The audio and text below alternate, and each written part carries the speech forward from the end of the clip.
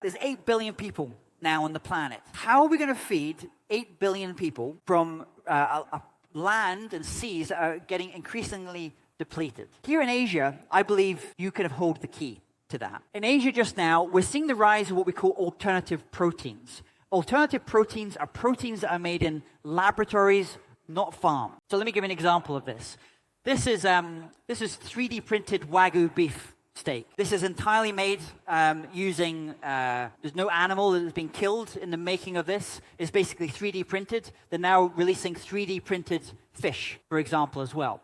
These 3D printed types of products, which are using either from cells or made in factories, use 98% less water and less resources than traditional agriculture that we have today. Here in Asia, Asia is actually at the leading edge of this work. And it's because the universities and the companies here, the food companies and the agricultural companies, are collaborating to do pretty amazing things.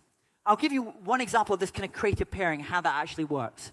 These are the co-founders of probably the world's most innovative food ingredients company. It's called Solar Foods. This is Jua. He's a biochemist. And this is Pasi, who's an expert in thermodynamics. And Jua and Pasi were asked by NASA and the European Space Agency to figure out how to make food in space, because we are soon going to become a multiplanetary species. We're going to Mars. We're going to the moon. That's how where we're going now. So this is what they came up with.